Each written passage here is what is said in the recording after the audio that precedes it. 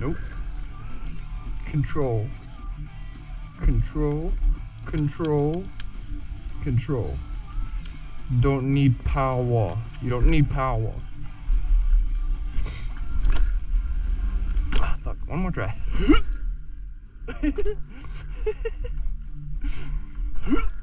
There we go. Balance. Especially the four-wheeler. It's cheating. I don't have to do any side to side. It's all on my wrists and holding yourself up. Getting the right tire pressure so that your fucking four-wheeler doesn't go side to side. That's the thing. Eventually, whew, I panicked. But I mean, yeah.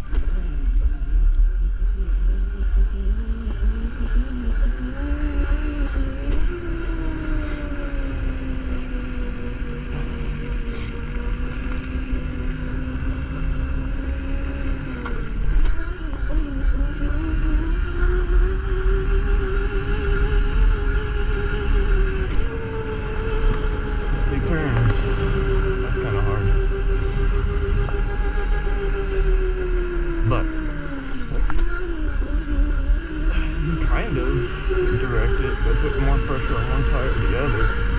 Oh no! I ran out of gum. You know, punch.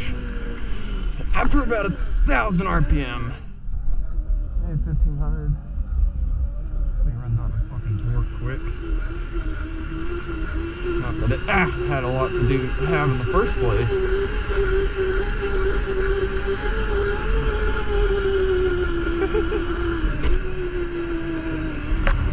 Man,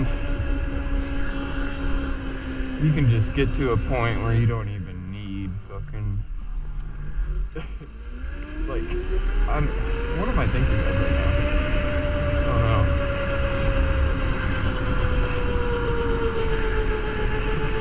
Whatever, I forgot it. I'm gonna go to this hill to say something.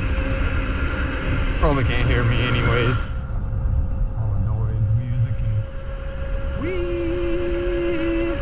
I was doing that. That's me. This is me. Uh-oh.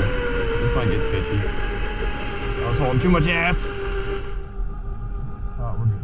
We're good. See? That's why it gets sketchy. Only rear brake.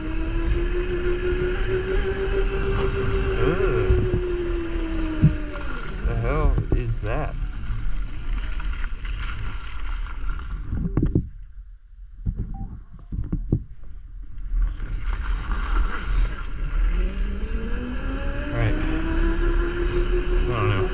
I'm just showing off the damn bike, but, you know, here's a little tip for wheeling.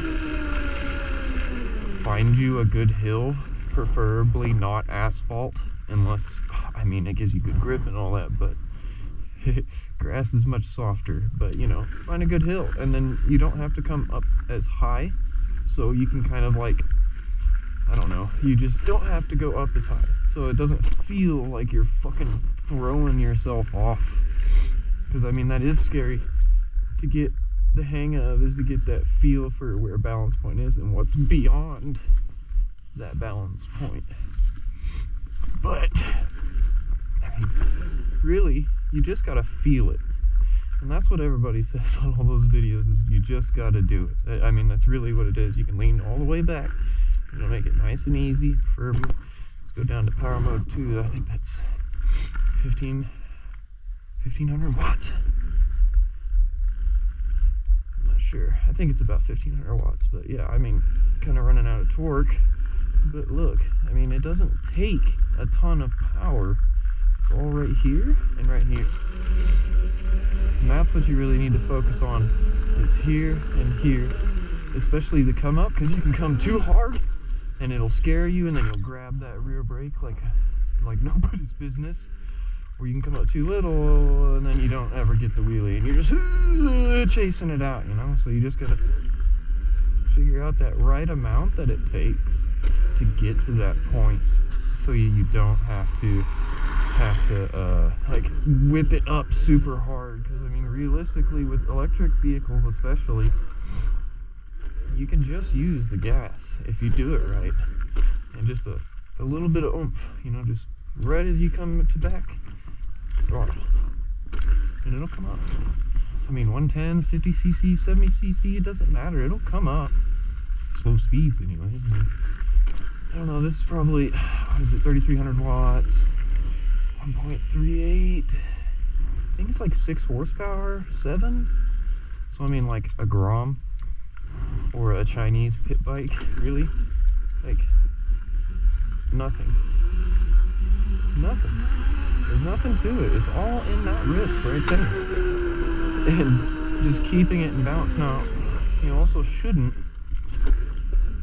do what I'm doing here, which is like leaning really far forward because it makes it kind of touchy.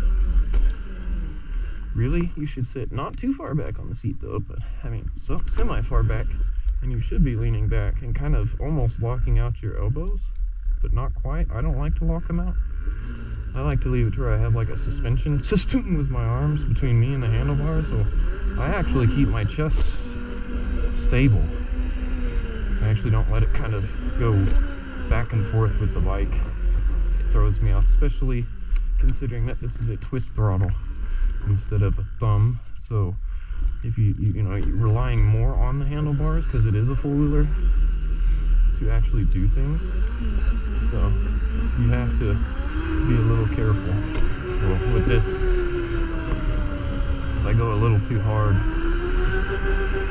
one like, and I panic or whatever, I can whiskey throttle really hard, and there's nothing I can do about it because of the fact that it's a twist throttle, because you'll grab, and that's your natural tendency to pull, and that's what you'll do, is you'll pull it towards you and you just throttle.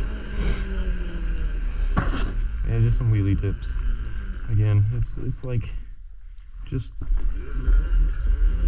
you gotta, that's the main thing, is letting it come up and learning when to roll back. And then the other one is the brake, like practice coming up and tapping the brake. Coming up and tapping the brake. Maybe not that hard, but you know, just a little, just get your body used to that action.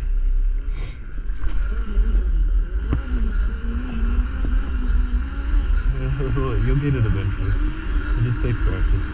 It took me 3 years to get to this point, which is pathetic, I know, but I was using wrong techniques and listening to people who, I don't know, they were able to wheelie pretty well, but I don't know, it's just the way they explain things is like from the point of view of someone who's been doing it for a really long time.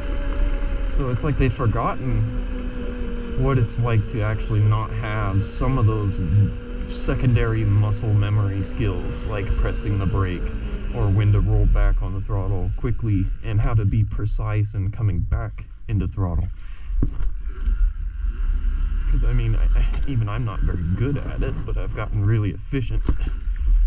But I mean, it's an especially easy job to do with a four-wheeler, because I mean, I don't have to worry about the side to side, so I can put my mind solely to the focus of the brakes and the gas. Although I do lean side to side a little, excuse me. That is a big ass ice chunk. I'm gonna move that out of their driveway. That's a fucking monster, dude. Holy shit.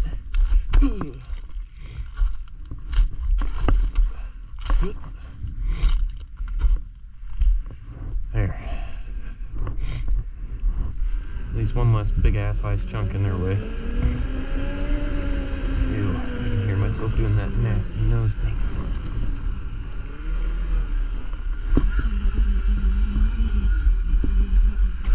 I don't know. That's another thing I've seen a lot of people say, tell you to really emphasize the one finger. Like, and I do that, and that's actually like the main way I use my brakes. But I mean, it's mainly just this thing. This is really insufficient. I don't know why. It doesn't have the grab. I probably need to bleed it more, even though it's really clean, but I probably need to bleed it. But anyways, the one finger, it's really efficient, and you have more fingers on the handlebar to hold it, so you're not like, I don't know, as fatigued, because I feel it when I use two fingers, because I do sometimes to give me that extra grab. to have a little bit more strength with 2 fingers, obviously, that I'll do that. But I notice the extra fatigue because I'm relying on 3 fingers to hold my whole upper torso, or at least half of it, onto the handlebar. So, I mean, you lose some strength there. So, I mean, I recommend you trying to figure out how to get it with 1 finger, but there are some things like this, special situations, where it's not going to work out. Talaria, the MX4 I had, the Ultra V, the 2DO, the upcoming dirt bike that I will be building with a QS138 70H V3, 72 volt battery, 450 amp peak, and all that noise. And it's going to be a full-size frame. The hand brakes are usually a lot better because you use a lot bigger master cylinders for one, or just better. Because I mean, this is a cheap-ass Chinese one from Amazon for $10 fucking that had the extra long cord or hose line. Fuck. But that's the thing too, is like it came with that surprisingly for $15, all of it. So I can't I can't put too much on this, but it does well. You know, it does this thing. Honestly, a different handle here may actually do it a lot of justice. I know a longer one, and probably one that is a little further out, like doesn't have this curve in. That curve in kind of, I mean, it's useful for smaller hands, which is kind of the idea of the damn thing when I built it. But, you know, it obviously is a hindrance to bigger hands, because now my big ass fingers are in the way, and look, I squished my fingies, and I did not come to a sliding stop. So, if I was going to redo this, that's something I would change. I would go with a full-size master cylinder, whether it's a cheap Chinese bike or not. Even if it is another cheap Chinese master cylinder, just a full-size one from like a real four-wheeler or something.